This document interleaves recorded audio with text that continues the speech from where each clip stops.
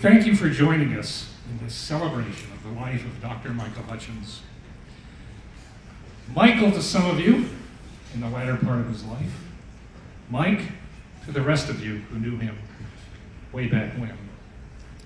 I'm Tom LaRock, Michael's partner in World Safaris.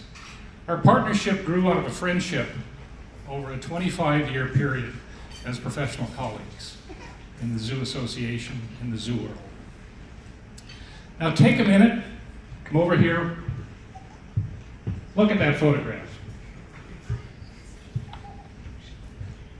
When I picture Mike, I have two images that come to mind.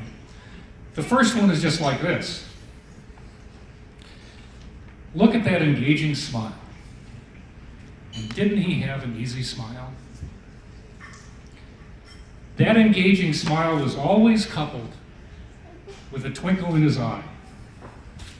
We all know the statement that the eyes are the windows to the soul. That twinkle was a reflection of Michael's passion, his passion for life, as well as his dedication to his family, his friends and colleagues, and to the world's wildlife and its conservation. But there's a second image I see in my mind. Some of you may know that Michael and I didn't share the same opinions on solutions to some of the interesting challenges we face in today's world. And we would talk about such subjects. I would see his eyes narrow just a little bit. His lips would purse a little tighter, still smiling. And that was an intensity that Michael brought to everything, an intensity that was hard to miss. It's that intensity he applied to subjects ranging from the health and well-being of elephants in zoos and other captive places, to the threats posed to our birds by ill-planned wind energy facilities. I remember that intensity very, very well, and I'm sure many of you do.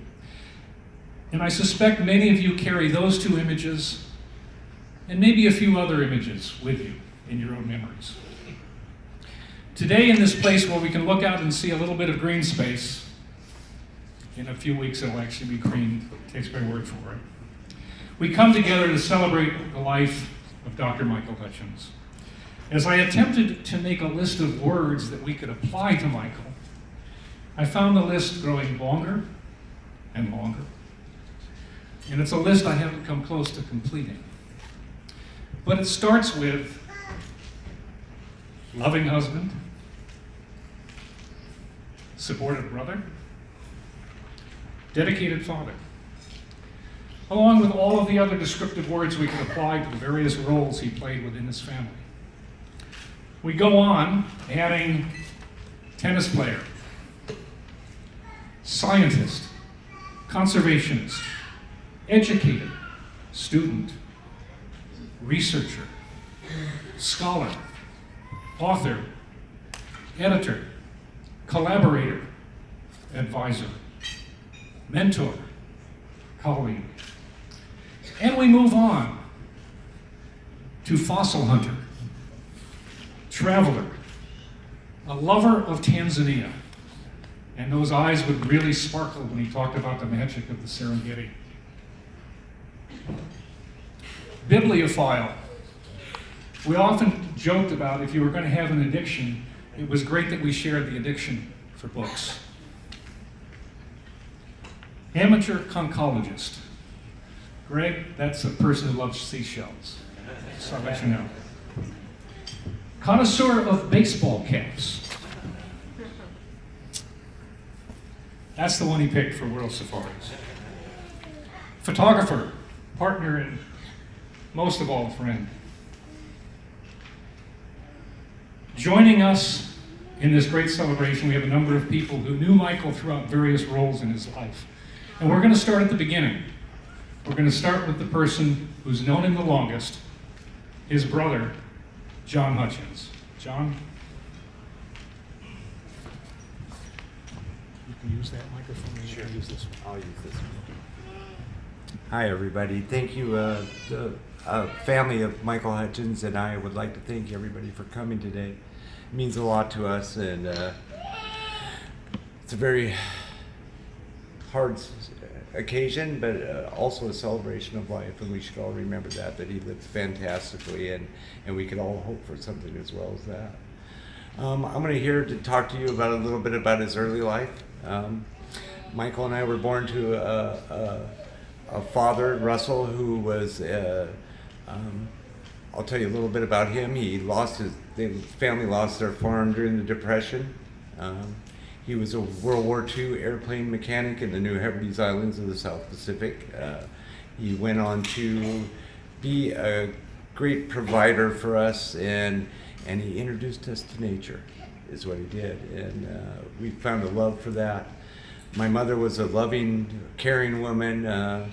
She was of the Will Rogers thing. She never met a person she didn't like, and she had an unbelievable zest for life. She loved everyone and everybody and everything in it. And she was an amazing woman as well, and taught us how to be loving and caring people.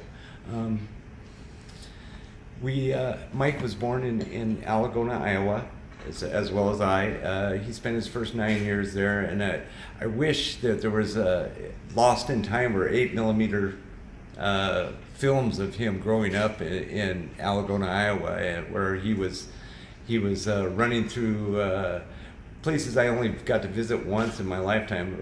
It was a gravel pit where my father used to take him to enjoy the wildlife and maybe do a little fishing, and it had ponds and many butterflies, and there was a 8mm of him running through the gravel pit trying to catch butterflies with a homemade net Dad had made out of a wire hanger, and there was a little place right around Algona, Iowa, that they called Little Africa, and that's where Dad and Mike would seine for mud puppies and tiger salamanders and various creatures that they could find around there. We moved to Minneapolis shortly for Dad to take school, and then we went on to move to Seattle. We came out on the train, and Mike had to give up all of his friends in Algona and start new ones, where he made some wonderful lifetime friends that he still had till the day he passed. And growing up in Seattle, we finally got a place in South Seattle, which was a huge backyard. Somebody described it as a nirvana of peach trees and plum trees. It was huge, and there was a lot of room for us to run around. And Dad eventually made a big shop in the back, and our love of animals, he passed it on to me as well. And we spent many a days putting white bed sheets in the back with a lantern behind it, so the moths would collect on the thing, and we'd collect them, as well as not far down the road was a huge swamp the power lines ran through, in small woods where we ran into many creatures.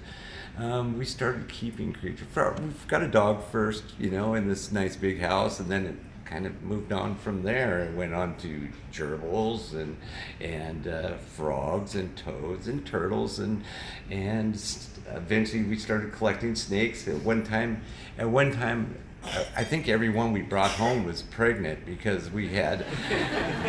I remember counting. In fact, Lauren and Mike pulled up one day, and I had a little lemonade stand out there, and I was giving a little baby snake away with every. I didn't have any takers, but Mike eventually talked me into releasing those snakes, and we felt good about it, because Dad had said, these things are wild and they should be back out in where they belong, and we felt good about it once we did it. And I'm not sure we kept anything after that, except for maybe some animals that he picked up at the zoo, which was a flying squirrel named Rocky. I remember him well, and he went on to, of course, keep some other animals around, eventually cutting down to dogs, right? Shawnee's dog. So, but, there's a few stories that I want to share about Michael. Of course, as a brother, we developed early age, of course, a love for animals, and as well as a love for cinema. And Mike and I watched movies. He would always capture me, and when I was out running around doing something to watch Saturday afternoon cinema, it was always Sinbad or Jason and the Argonauts or some horror movie that we would watch. And there's a story about Michael that is one of our family history, and he would not like me telling this story, but he's got no say in it now. When he was very young, he begged Mom and Dad to take him to his first horror flick, and science fiction, I guess it was science fiction, and I don't know, he must have been 7 or 8 years old, and he begged and begged them, I guess, for weeks to take him to this film, and I guess Mom and Dad finally gave in and took him to the film, and it was pretty traumatic for a kid, because I guess he was hiding behind the chairs and had his fingers over his eyes, and eventually when they got home that night, he must have been really young, because he asked to sleep between Mom and Dad because he was really scared, and he got into bed with them, and later that night Mom said she was awoken to him having nightmares, and she got up and she was going to wake him up or something, and he sat right up in bed and said, "Firemen do too wear red suspenders," and he fell right back down to sleep again. I can't believe that would happen, but Michael and I did develop other things, some things that you didn't know. He was a fabulous artist. He drew a lot in his younger years, and used to draw anything I asked him to when I asked him to when I was a kid, and we used to sit for hours. He made marvelous art. He practiced that when he was a youth. Michael and I became very, very close over the past 10 years. We didn't see each other for almost 15 years, I think it was, and there was a great connection between us. We, just as it was with all you, he made the effort to call me every week, and we became really, really, really close again, closer than we had ever been, and we talked about everything, family and the family he loved so dearly, and my progress. He encouraged me to live a better life, and his words rang true to me, and it meant a lot to me that he was there for me, So, big brothers are supposed to do that. Anyways, like I said, this is a celebration of life, and we've been through a lot of grief over this situation and the surprise that it took us by, but we were all affected by Michael. He was a wonderful, kind man, and I knew him as a brother, as a loving human being, and we should celebrate that he was such, a great part of our lives. We're all connected because of Michael. So, thank you. I'm gonna give it back to Tom here, or we're gonna pass it on to Michael's friends that have been friends for so long that they actually were on the tennis team with him at Rainier Beach High School in Seattle. Well, good afternoon. Can everybody hear me okay? Okay. My name's Lauren McPhillips, and I'm here from Seattle, Washington, and I'm here with my wife, Susan, and one of our long-term best friends, Ernie Englander. And we certainly appreciate the opportunity to come here and speak and celebrate with you today in Mike's life. I've known Mike for about 55 years. He came to Seattle in 6th grade, and we ended up going not only through elementary school, but also through junior high and senior high, some of the time at the University of Washington. We met, as I mentioned, in 6th grade and became instant friends. And we played after school and did things that young kids normally did. Then we went to Rainier Beach, which the coat honors. Yeah, we went to Rainier Beach Junior and Senior High School, and it was a kind of a unique school that had 7th grade through 12th grade together. And we had to pick locker mates, and Mike and I decided, hey, we'll share a locker together. And I'll tell you, you learn a lot about someone when you share a locker for 6 years. I learned that Mike was just very neat and extremely well organized. If any of you visited his house, you'll understand how our locker was. And we just had a really good time. When we got to high school, Mike became more and more interested in sports. And he turned out for football and did some wrestling. I'm not sure that you guys knew that he had that side of him. But the major sport he started playing was tennis. And back in the 10th grade, Mike approached me, and I was running on the track team as a freshman, and he said, "Lauren, let's turn out for tennis. The top 10 players have all graduated, and so there's going to be a lot of openings to play." And I thought, boy, that sounds like a neat idea, except there's just one minor problem with this. We didn't even know how to keep score in tennis when we turned out. But we trained really hard. We had great help from an assistant coach, Steve Cabot. And Mike really had a passion for the game, and he worked so hard at it. By the time we got to 12th grade, we decided, hey, why don't we play doubles together? So we got to play singles and doubles, and we had to, figure out what the teams were. It turned out that Mike and I had a chance to play number 1 doubles for the school. We went through the season undefeated, playing the other number 1 teams from the schools. And we were ranked number 1 in the Seattle metropolitan area.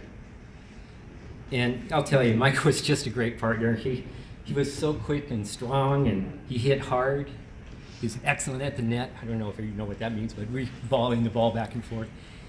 But did I mention he hit the ball hard? I'll tell you. He never saw a tennis ball he didn't want to kill. But so we're wearing these Letterman's jackets to represent our days at Rainier Beach High School. And again, it's amazing all these years when we think that Ernie and Mike ended up in the DC area. I stayed in the Seattle area, and the fourth member, Jim Moore, was down just outside of LA in Malibu.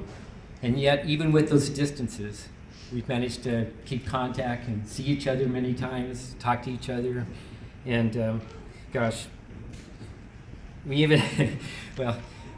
even ended up spending a lot of time talking about the University of Washington football team, and which Ernie will get back to, I suppose.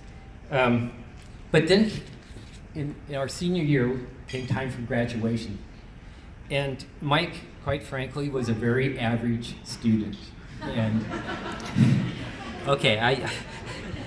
he really didn't have the grades to get into college at that point. And after he worked a few short kind of jobs after school, he decided to go back to school. And so he went back to Highline Community College. And he was kind of struggled. He got off to a rocky start, and I wasn't sure that was going to pan out either. But all of a sudden, the switch turned on. And he took classes that he was interested in. He just tried harder and harder. His grades got better and better. And you know what? He made it into the University of Washington. And gosh, I was so proud of him. The last couple of years, we had the opportunity with the geographical distances to actually visit Mike, and we had a very special day about a year and a half ago where we celebrated our 65th birthday. My birthday was May 18th, and Mike's was May 20th, and a lot of times we would celebrate the 19th. And so we got together and we celebrated the 65th birthday, and the tennis guys all got together too. Jim even flew out from LA for that party. And it was so special. Last summer, Mike made it to Seattle again, and we had a wonderful time in Seattle. We went to the University of Washington campus, walked around, but we also went downtown and saw the historical district. And it was so special time with we made it to North Lake Pizza, which was his favorite. Have you ever, John? Yeah. And then last fall, Susan and I came back to DC and saw Mike yet again, and had again a wonderful stay with Mike and Song. And John, you were there, and Ernie came over, and again we had a nice reunion. And then came that last phone call. A couple days before Mike was going to take off to go to Africa. We talked about his trip, and gosh, he had such a passion for what he was doing. He was doing what he loved. Thank you.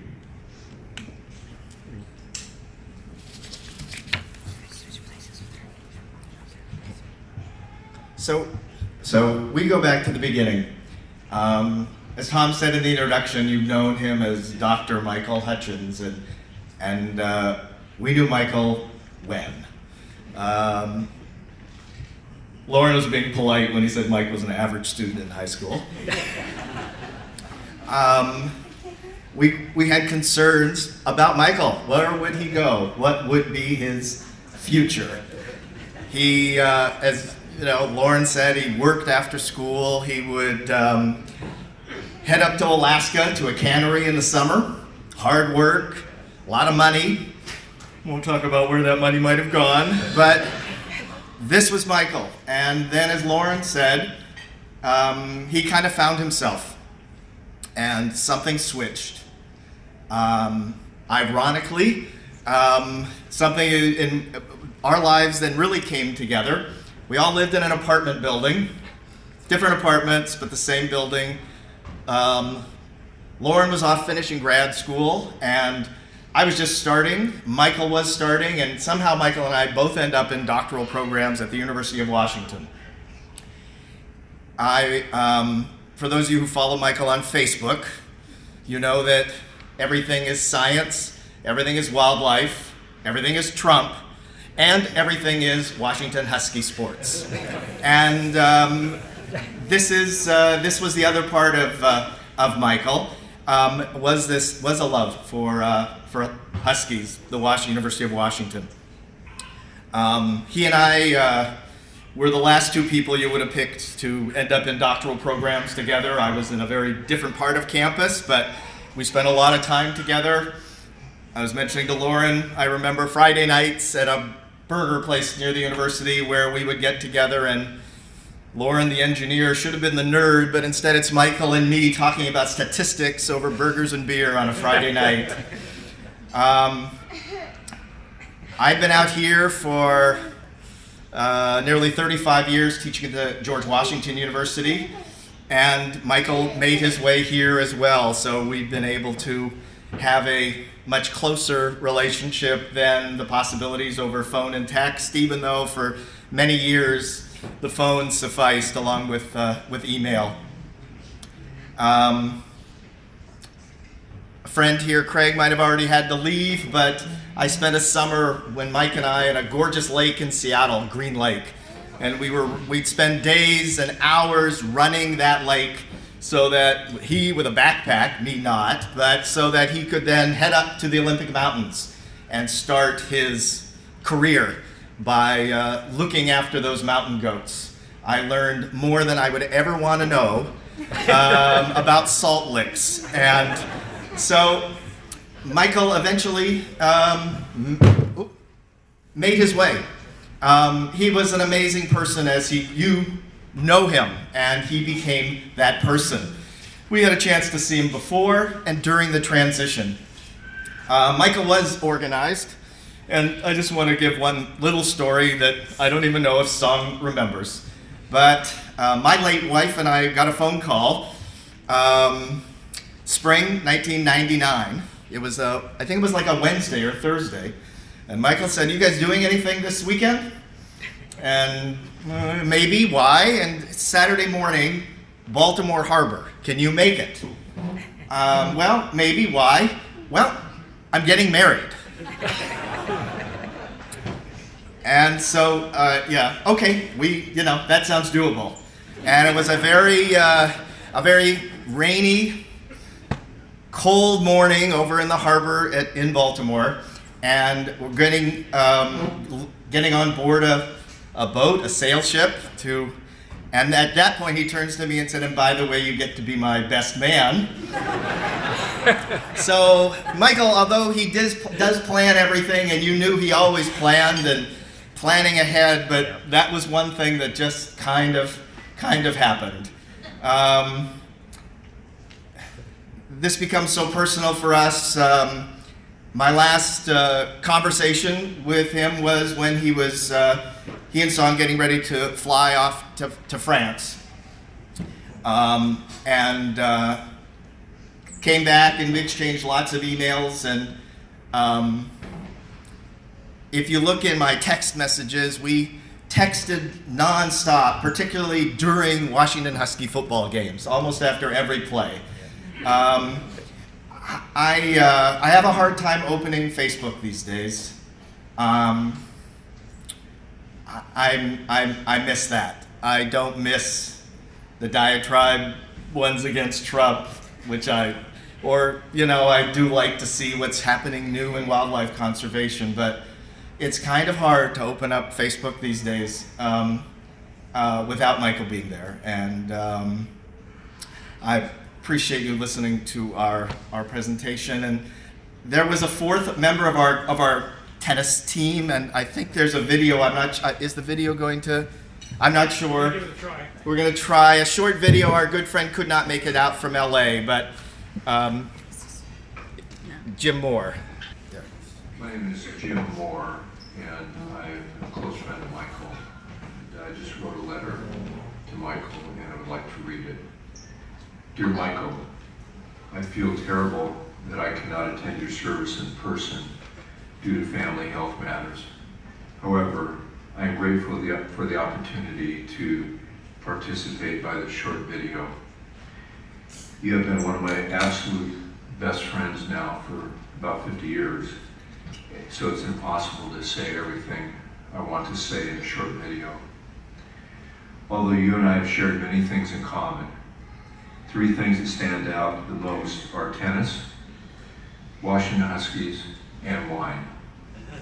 For that reason, I have chosen to make this video in my wine cellar with my tennis racket and one of my favorite wines next to me, besides representing what a grand person you have always been, and with which I hoped to drink this bottle with you one day. Also, as you can see, I'm wearing my Rainier Beach High School Letterman's jacket, representing where we first met. I have to admit that the jacket doesn't quite fit like it used to, but that is another matter. It seems as if most friendships in life are transitory, and you and I often talked about the tremendous blessing of having lifelong friends. You have truly blessed my family and me through your friendship, and that of Song and the rest of your family. I am also blessed with how Lauren, Ernie, and you took a fledgling tennis player like me under your wings as the younger member of our high school tennis foursome and taught me about tennis as well as how to be a good person. I am eternally grateful to all of you for that. You were one heck of a tennis player, and with your power game, you were ahead of your time. I've often thought you could have been on the tour if today's tennis rackets were being used back then. Everyone knows what a wonderful human being you are, and I certainly echo that emphatically. What I want to emphasize is all your success in life, and that you made it to the absolute top in your profession, which was also your passion. Very few people make it to the absolute top, and you certainly did. With that in mind, among many other of your successes, you should be extremely proud of all you have done on this earth plane and are carrying with you to your new home. I have often said that I believe heaven is where we will all be together again and everything will be perfect. I so look forward to seeing you, my brother. upon my transition and for that big welcome hug. In the meantime, I've been hitting tennis balls, watching Husky sports, and drinking wine. So please have the tennis courts cleared, the TV turned on, and the wine at the perfect temperature. My prayers are with your family and you, and always will be. I love you, Michael. Your brother for eternity, Jim. Good afternoon. My name is Sidney Butler, and I met Michael in 1992. I was the then newly appointed executive director of the American Zoo and Aquarium Association. So I guess I'm one of the older guys who's starting this program who goes way back. I want to start really by saying very sincerely, Song and your family, thank you for asking me to speak. Thank you for getting people together so I can learn more about Michael's life and enjoy all the things that he did. And Tom, thank you for organizing this and also for telling me very clearly, speak only 2 or 3 minutes. Because like everyone else here, I could speak a long time about Mike. But I met Mike in 1992 at the tiny AZA offices in Bethesda, Maryland. His office was the typical office of a scientist and professor. Papers strewn everywhere, books opened, intense look behind that baseball cap that you all know he's famous for. Being a messy person myself, I liked him instantly. And over the years after that, I marveled at Michael's intensity, his daily commitment to conservation of wild places and creatures, and not just the ideal of conservation, but the management of intricate, complicated programs at all levels. Those of you here know that the management and science of conservation is a continual, painful process set against a constantly declining habitat and loss of species. It is a constant effort of hope and hard work. And I will declare to you today that Mike was a genius at this work. He not only knew the details and small tasks required, but he understood how to manage them and move them forward in a gradual but effective process. He understood scientific terms and committees, species survival plans, taxon advisory groups, FIGs, etc., on and on, all the complicated mechanisms of how progress is made in conservation. His genius was to absorb all of those details and move them forward within his wonderful mind and move them forward in progress. And Mike was courageous about that. And I will say to you, and you all know this, that birds and bats and elephants and giant pandas, snakes and so many other animals are grateful to that work by Michael, and I'm grateful for being there with him at that time. But I don't want to leave you with a complete one-dimensional picture of Michael as an intense, one-sided scientist. Mike was full of good humor and sort of an odd eccentricity every now and then. And one story comes to mind that I'll pass along, and I know Chris Veers and Jane Ballantyne and others were here. But years ago, we found ourselves at the Detroit Zoo at a regional conference, and we were in a small wooden house that claimed to be the start of Motown music. So here we were, imagine us in the basement of a house with records all around of Motown music and an open bar and a karaoke machine. And just imagine this, a couple or a whole bunch of white guys who couldn't dance or sing, acting like African Americans, guys who could dance and sing. So we did all the typical YMCAs, we did all the grabbing each other by the arms and shoulders and singing back and forth. And I want to tell you that Mike was right in there with him. And I'm glad to hear someone talk about loving wine, because Mike loved wine and he loved to have fun. And I'll cherish that memory of Mike for a long, long time. So I want to add, as I was thinking and listening to others, I want to add some adjectives to those that have been listed by Tom and others. One is messy. One is intense. One is determined. One is courageous. And one is genius. And I think I just have to add at the end, a pretty bad karaoke singer.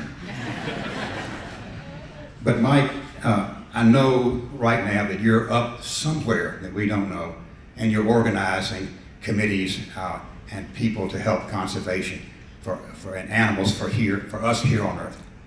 I know you'll be effective, and I know we'll all benefit from it.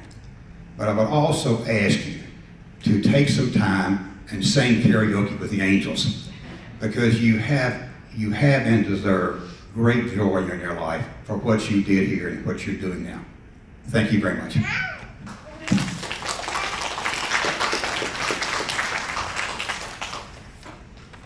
I'm Mike Krager, and I knew Mike since 1987 or so when he was a curatorial intern at the Bronx Zoo and I was a keeper. And as I look out and I see people from AZA and the American Bird Conservancy and Mike's family and the people he goes fossil hunting with, so many people have come together to celebrate him. I wish we could have done this a couple of months ago, but I imagine him now sitting with his family, looking at us, smiling and chuckling the way he did and nodding and really enjoying this. So I've been asked to read a few comments that were written by Ed DeBold, who's a very great friend of Mike's, Ed and Dawn. And so I'll just read exactly what Ed has here. Ed and Dawn sitting over here. Definition: Renaissance man. A present-day man who has acquired profound knowledge and proficiency in more than one field. A man of any period who has a broad range of intellectual interests. Mike Hutchins was a Renaissance man. Mike was a book collector, admirer of art, student of history, prolific author, love of literature and culture, avid photographer, fan of his beloved University of Washington Huskies, fossil hunter, world traveler, superb scientist, and steadfast conservation warrior. I got to know Mike when he became AZA Director of Conservation and Science in 1990. We quickly forged a friendship that grew stronger as time passed.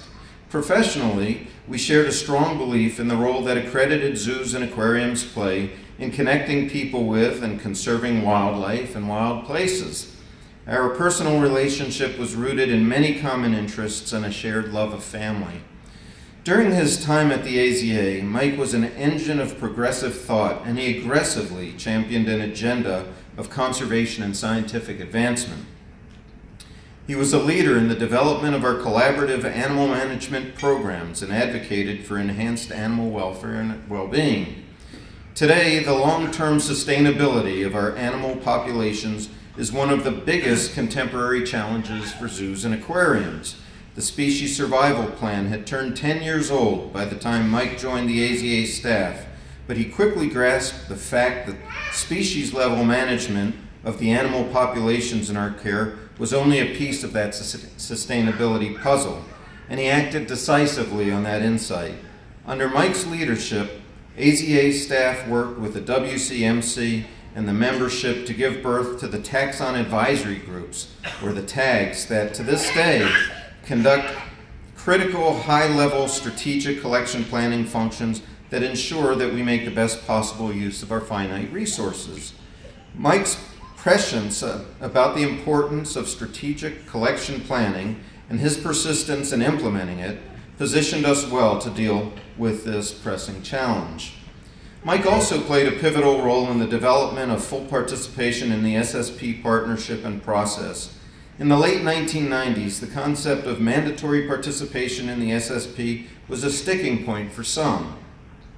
Mike paved the road forward by suggesting that we view our collective participation in the SSP as a partnership, and that by failing to fully commit to and participate in the partnership, we may fall victim to the tragedy of the commons.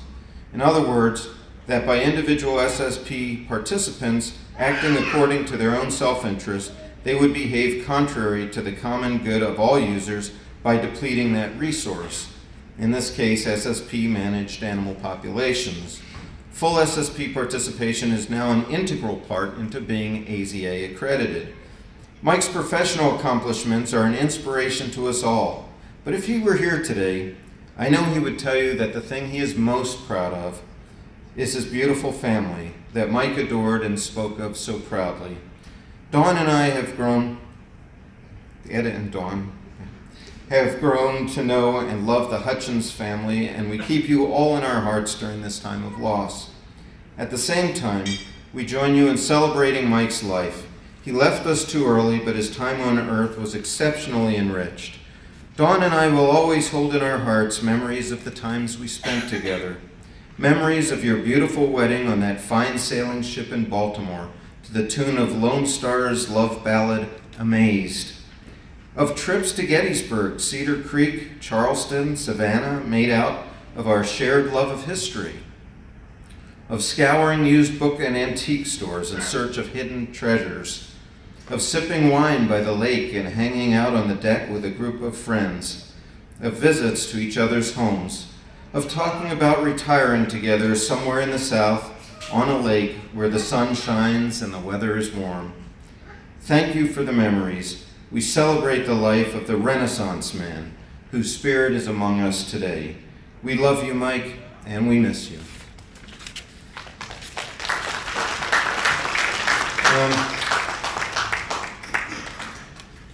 On my way here, I wrote a few notes about Mike that I wanted to mention to you. You know, Mike told you exactly how he felt about everything.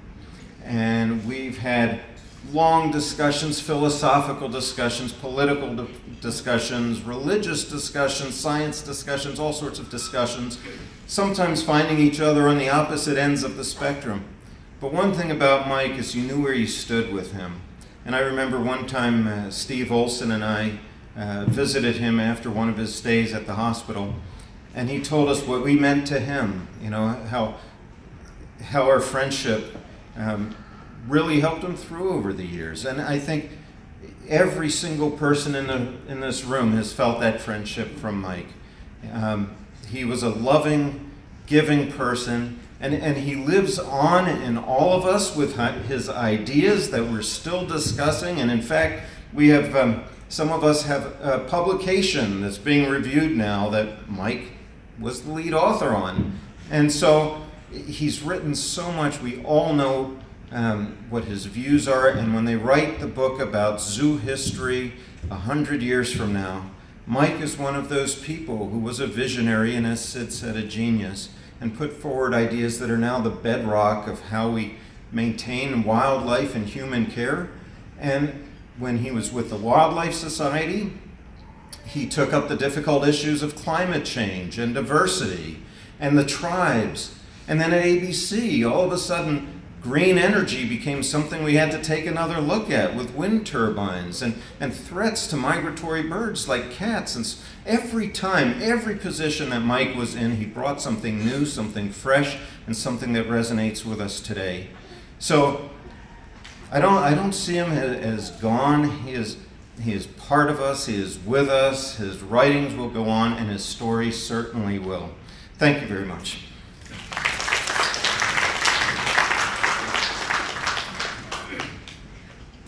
Good afternoon, everyone. My name is George Fenwick, and until I stepped down with my wife Rita here in the front row, I was with the American Bird Conservancy, and so that's how I know Mike. So it hasn't been anything like as long as Lauren and others who have had a few more years on me, but I can tell you that the time with Mike was very, very special. And I know that I'm not alone in the Nature Conservancy about that, because there's a lot of people here from the Nature Conservancy today to visit. And Song and Song's family, the ABC family is with all of you always. So if anybody in American Bird Conservancy can do anything to help, please let any one of us know. We all stand there for you. I'm going to save a lot of time by saying that everything about wine, books, nature, fossils, Facebook, tennis, and yes, go Huskies is all true. So put that aside. That's all true, and it's all good background, and you wouldn't know Michael if you didn't know the things that everybody before me had told you about. Instead, I just want to talk a little bit about who he was and then tell a story about a story that illustrates it really quite well, I think. I think it was, for me, it was Michael's sense of wonder that the reason he had all these hobbies is that you could make a hobby out of anything. I once pointed out some mosses to him. Before you know it, he started looking at mosses, and I thought, oh my God, this song's going to kill me. But he was always calm, and when I would go to him and ask questions to understand his program better,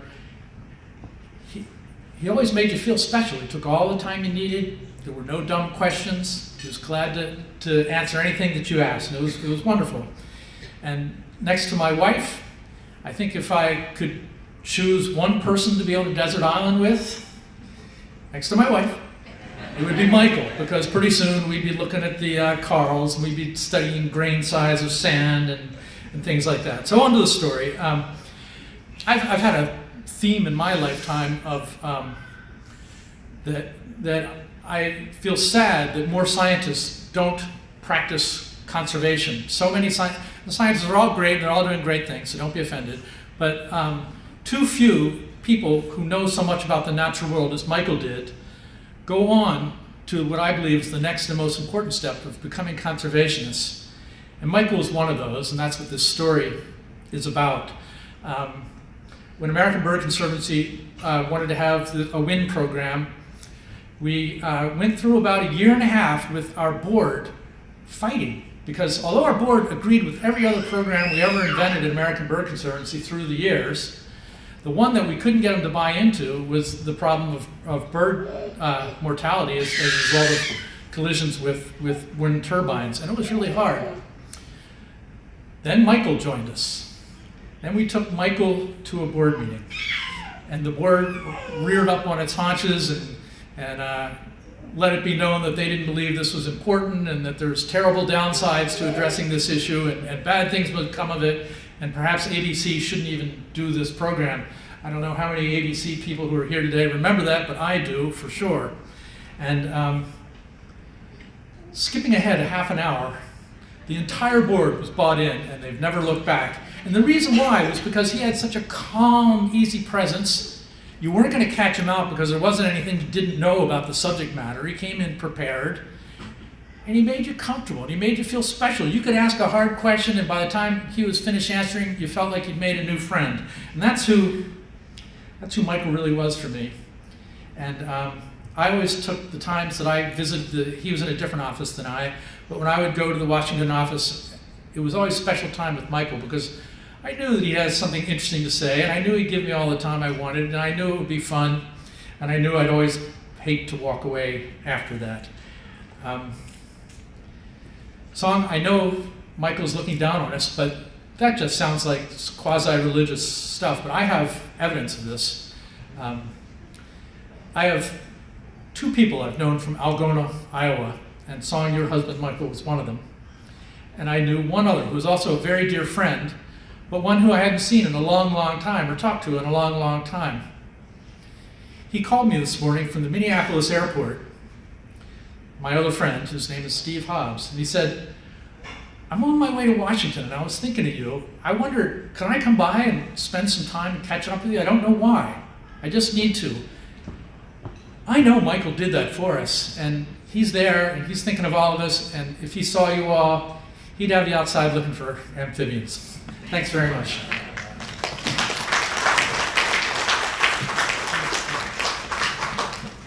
I'm Greg Geis, the retired CEO of Binder Park Zoo, and I first met Michael 17 years ago. Well, I knew that he existed before that, but I was invited to go on an inspection tour of some lodges in South Africa by one of the travel companies to set up for potential tour groups and to come from our zoo. And Michael, who was at the time doing the conservation work at AZA, was also invited to that inspection tour. And we ended up actually being assigned to to share a room. The first night we were there, and this is the Phantom Forest Lodge on the coast in South Africa. It truly was a phantom forest, quite a place. Deep, the woods, dark, small. There were about half a dozen or maybe 10 of us, and that was pretty much everybody who was there. We all sat down to a great dinner, and speaking of wine, we were introduced by Joyce Basil, who ran the company, owned the company at that time, the tour company, and she grew up and was born and grew up in South Africa. So she had them bring in some, I have to read this, Buiten Verwachting Guten Blanc. Well, we had our first glasses of that. It was a white wine. Actually, it was superb. No sulfites, so no hangovers. And we started consuming that. Several hours later, we'd gone through the 2 cases that they had, and they were out. We decided to go back to our room, which was an interesting 200 feet, but we got there, having almost fallen in the pool and spent a long time watching stars, which were amazing. We got to our room, conked out. Next morning, got up. Michael got up and went to the shower. Now, these are small bungalows on the side of a hill in this dense forest. And the shower sort of hung off the front of this place into the forest. All 3 sides of it were glass. So you had 100% view of the forest. And it really was very dense, it was very green, it was very nice. But Michael was a little shy about stepping out there, and especially the morning after, we were moving very slowly. But he did, and he took a shower, and I took my shower, and we stumbled down to late breakfast together. Just as we were sitting down, Joyce Basil, who was running the group, and a vivacious, mature lady, I might say, Joyce turned to Michael and said, "You looked great in the shower this morning." Michael, I'm looking for a red flower. Anyway, he couldn't talk. He was so embarrassed. And at that point, I decided, this is a pretty good guy. He knows science, and we have a lot in common. I think, this might develop to be a friendship. And as I sat there looking at him, thinking, well, Michael, I hope this works for us. It certainly was working for me. And I might add that the name of that wine, translated from Afrikaans into English, is Beyond Expectations. And it certainly was beyond all of our expectations. I have spent the 17 years following that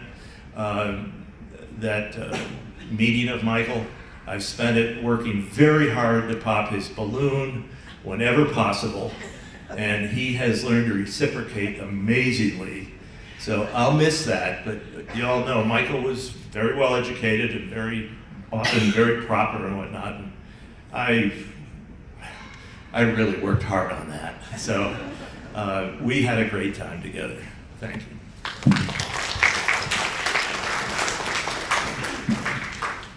I'm going to introduce our next person who's going to talk with us now. Engelbert Pantaleo is our safari guide in Tanzania.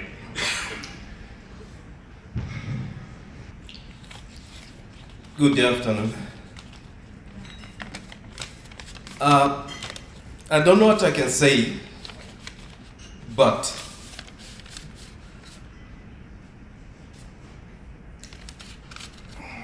I've known Michael for a while, and since that first day we met with Michael during one of his trips to Tanzania, where I was leading a group. We become really close, and that's where our friendship starts. And he had been to Tanzania before with a song. Actually, before I met him, I think with Joshua, if you remember song. And he had a great trip, but I had a chance to take him for the second trip at the Serengeti, Ngorongoro, and we shared a lot of experience. I'll say I'm one of the guides, and I do believe in what I was doing, but if you do a safari with someone who's professional about natural resources, he knows about conservations, he knows about evolutions and a lot of other things. Sometimes, if you don't know what you are doing, it's always difficult to guide them and make a perfect trip. But it was easy for Michael because he was ready to share with you and the traveler that he had in wherever he knows about nature and conservation and a lot of other things. I know Michael was a person that really loved his family. And in that first trip that we did together, he was talking about his family. He was talking about song.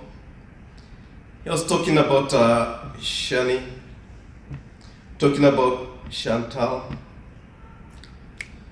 and also Ali.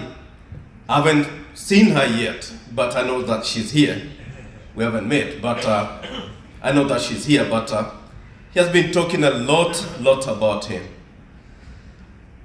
In life, you can make friends, but many friends will come and a lot will actually go, but it was not Michael. Once you met him and you kind of bond together and you share the same ideas, it doesn't matter if you're different in politics. Of course, we're not talking much about American politics. It was more about Tanzania politics, but it was more like friends, and it was a really great friend. He loved Tanzania. He had been into my place, and I actually make him as he's part of my family, and it was. I'm not sad, but I'm glad that I made it a long way coming this way for his life celebrations. It was a long way. I talked with Michael. It was actually in December. He was really enjoying his life. And I talked with him a lot of things. He was actually in France with his family, and they were having a really great time together. And he shared a lot of pictures about that trip. And they were great pictures, and I believe that was like nobody knew about what was going to happen, but that was like one of a great way to say bye-bye to the family, because it was almost all the family was there. It's sad, but no one knew about what was going to happen. He was talking about his grandkids, the Juliet and Charlotte. So we'll always share these ideas together. I know, or I can say I've seen the face of a good number of people here on Facebooks, because he was really using it in a lot of things. And he had his own strong opinions, which we all have our opinions, but he had that freedom to talk about whatever he wanted to talk, but always great stuff. I'd like to read one thing that I really wish we can do about Michael, or from Michael. Michael, we will really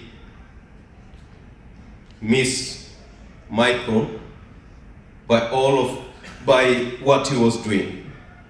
And Michael will solely be missed by all of us who loved him and appreciate his commitment, dedications, devotions, and sincere appreciation for people, regardless of how long he knew them or he knew you.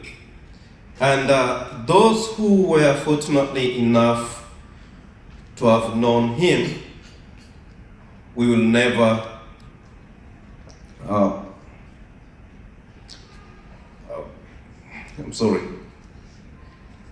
to know him, and those who were fortunately enough to know what he was doing will never actually forget him.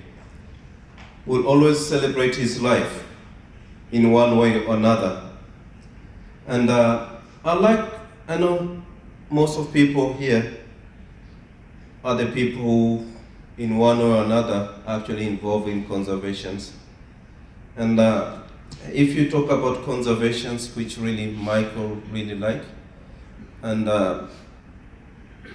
he really wished to do something about it. He really wished to do or to make something like to support conservations. And if you can, do it for him. I know Song has got something that she's trying to do, so if you can support that, that will be really great. I'd like to say these few words. Thank you, Michael, for being such a good person with an abundance of love and generosity. I know he has a lot of friends, and most of us are here. We will all miss Michael. No, very far away from here, from Tanzania. It's a long way coming this way, but I had to come for him. And I don't want to cry because I was there. And we have two guys there. We have Tom Bing and Selena. They were there with the whole scenario when that happens. We don't want to cry. And let's do what he was doing for him. Let's try to support what he was doing for him. And it's a great loss, but let's do what he was doing for him. Thank you.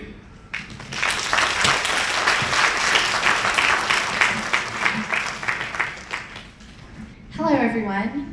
To those who may not know, I'm Shawnee, and I'm Michael's, second daughter, and Chantal's there, and Allie, we found her. She's over there. So I was in high school when Michael entered our lives, and although he was not around for my youngest years, he was a constant presence of love and support for the past 20 or so years of my life. He truly was a father to me, picking and dropping me off every day at the metro when I returned home for a few years after college, spending late nights talking me on the deck over his stable sangria, and of course, fighting over the remote and what to watch on TV. He would drive me up the wall sometimes, though, as whenever I would tell him some cool new fact I learned, he would say, "Oh yeah, I know." He was quite the know-it-all, as I think we've heard a little bit already today. Not to mention, as many of you have also mentioned today, I had to hide him from my Facebook feed from time to time. He definitely posted a ton on Facebook. But I cherished the very few times I was able to tell him something he didn't already know, and he would kind of cock his head like my dog and say, "Really? Cool." And now with the many political and tragic events that have happened over the past month, I wonder what angry posts would have been shouted from his Facebook wall. My dad was so kind and loving and cared so much about people, animals, the world we live in, and its future. He fought for what he believed in even the littlest ways, whether it was by boycotting Papa John's because they didn't offer their employees health care, avoiding straws because they were bad for the environment, or picking up garbage he saw along the road during walks around the neighborhood. He taught us so much about love by the way he loved our family and the love and respect he showed for my mother. I'm so proud to have had him as a dad. We miss him so much, and it still isn't real that we won't be seeing him in his short-sleeved button-up, fleece, glasses, and baseball hat, jamming out to reggae in his Jeep. And that we'll never be able to go on a safari that he will lead, or join him on a hunt for fossils, or as he promised me, a hunt for crystals and diamonds. And Dad, I promise I'll make sure Mom doesn't work too late and eats well. And I'll check in on my Uncle John in Seattle, make sure he's okay.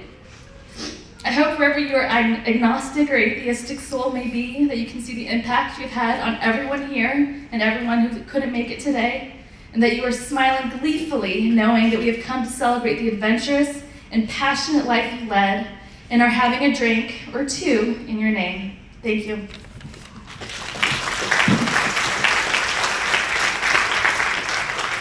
So thank you all for coming. I'm Chantal, Michael's oldest daughter. I would like to read a letter I wrote for my dad. Dear Dad, often when we lose someone, we wish we had told them just how much they meant to us. Well, I'm blessed that I had the chance to tell you how much I love you.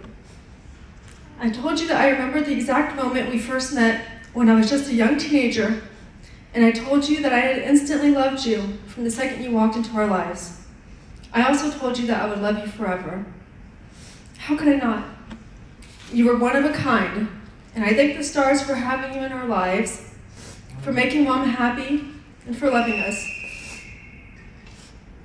I always looked forward to our conversations, our fun and memorable trips together with Mom and the girls, seeing Juliet and Charlotte scream with delight and run into your arms, our neighborhood walks and barbecues on the deck, our sci-fi movies, eagerly listening to your career and work advice and school advice, learning from your incredible knowledge, reading some of your many, many Facebook posts, hearing your little chuckle, and your warm hug.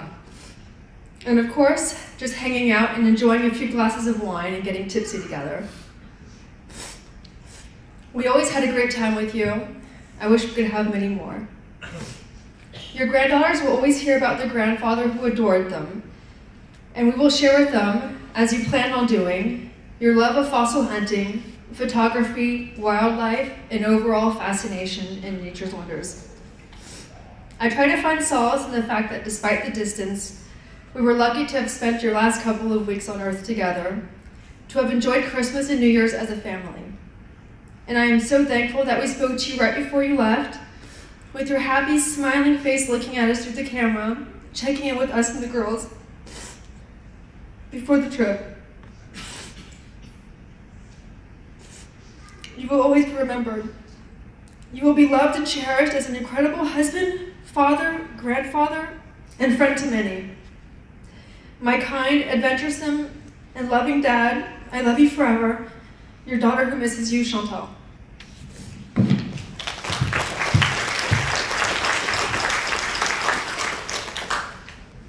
Hi everyone. I volunteer to speak. Who doesn't know me? I am Sung's younger brother, and Michael is my brother-in-law. So also I am Michael's personal IT guy. Every time Michael has some problem, a printer issue, email issue, Safari email doesn't work, he always call me. Even during I have my job, he called me, sent the email. Did you read my email? All right. So anyway, I a little bit hacking his computer, looking at everybody friends telling about the good truth. So I want to try pick some. It's bad. It's not a good thing, right? We need to know about the bad thing about Michael's, right? So is he famous, really? I don't know. Our family doesn't know anything about it, okay? But he's famous anyway, all right? So anyway, Michael was born 1951. When he was 2 years old, he was reading a paper. Really, seriously. Even I'm reading, Washington Post, I have no idea what he's talking, okay? So Michael's a genius? I don't know. We'll find out. But he turns out doctor degree. All right. So anyway, he's a true smart guy. All colleagues, friends, telling the I guess true, right? Okay. So Michael has a dream. I have a dream. But unfortunately, Michael passed away January 15th. So still will remember him forever. So we'll see next year, January 15th, Martin Luther King's come. Probably everybody knows about him, and also everybody has a good dream, just like Michael's. Okay, so anyway, I just kind of collect a little bit of his young age through the end of life. When he was a little boy, he was look at the pictures, all with the animals. Dogs and rabbits, okay? And when he was young, like Ernie and then Lauren and Susan told about he's an athletic tennis player. But when he was, I was asking him too, okay, you're the famous athletic player, tennis player? Let's play with me. He said, no, I'm too old. I was challenging many times. Hey, I'm a golf player, so would you like to play golf? Golf is not a sport. So Mike was really quite famous. I was thinking, okay, what if he was a famous designer, right? Pretty fit well. Well, but he's a famous, I guess. He was a fashion model, People's Magazine, Times, and Lucky with the gorilla apps on the bottom. Well. He's a really famous guy, and he was a success.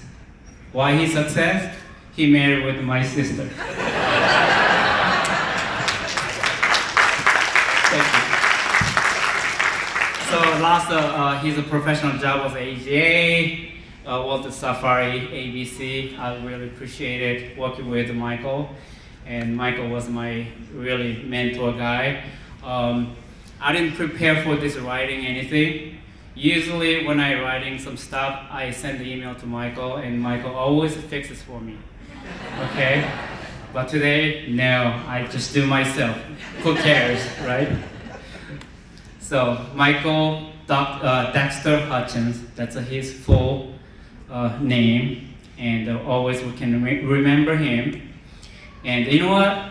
Animal loves him, and also he loves animal, right? All the ads like a smoking pot. Oh my God, what are you gonna do, right? But we love him, that's why. Okay. All right. Okay, this is Michael's life.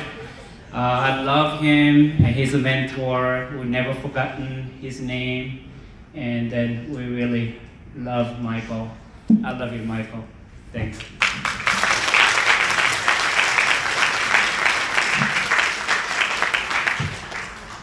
Thank you all for sharing those wonderful memories and comments. My friend Dr. Terry Maple couldn't be here and asked me to give some of his comments. Now, any of you who know Terry, he sent me about 22 pages of material. And in the interest of time, we're not going to go through all of that. But what was important is he pointed out a couple of important things to me. Michael's involvement with creating and helping AZA and zoos go through those difficult times about how to deal with elephants in captivity, which today is still not settled in 100% of the way. And there's a book that's going to be coming out soon. Let me find it here. Terry and his colleagues at the Jacksonville Zoo have a book coming out in the near future called Wellness for Elephants. And that book will be dedicated to Michael. In addition, Terry Maple is one of the co-editors of a new book coming out on research in zoos and aquariums, which will be produced and published by the Cambridge University Press. With his longtime colleagues, Bob Weesey and Brandy Smith, and I think Brandy's here. Brandy? There she is in the back. Okay. Mike wrote the book's first chapter, and Terry personally wants to again thank Mike, Bob, and Brandy for their contribution. This book will help people understand how far we have come in our journey to improve the lives of captive animals. Research has led the way, and Mike was one of those pioneers in bringing research to the zoos. The editors and the publisher admire Mike so much. This book will also be dedicated to him. Thank you. Mike and I had a dream. We were going to create a nonprofit called Impact on Wildlife. It was going to start this year, and it has. It's been turned over to Song and her family. And it's what we will carry forward to make sure conservation continues. We'll initially focus, of course, in Tanzania, but we'll eventually spread out from there. And there is an opportunity. You know, I'm an old fundraiser from the zoo days, so we never pass up an opportunity to say, if you'd like to support conservation in Michael's name, there's a box out in the back. We'll be happy to help you move conservation forward. The mission of the Dr. Michael Hutchins Impact on Wildlife Fund. The fund supports wildlife conservation and education through direct field projects, community empowerment, and advocacy. Now, please take a minute and think about all you've heard today. Although these are but small fragments of a man's life, they are truly representative of the impact, and I actually prefer to say impacts, our friend Michael has had. And we know that those impacts will carry forward, leaving an impressive and effective legacy, a reflection of his passion. Have you heard that word a few times? I think you have. His passion for life, as well as his loving dedication to his family, his friends and colleagues, and to the world's wild places and its incredible wild creatures. Again, on behalf of Song and Michael's family, we thank you all for being part of this great celebration. And I'll close with one of my memories. When we would sit down for dinner at a restaurant at a zoo conference, and the first night we'd always go out by ourselves and catch up. I'd order a beer on tap, whatever the draft was. Michael's order was always the same. It was a Corona. Michael, here's to you.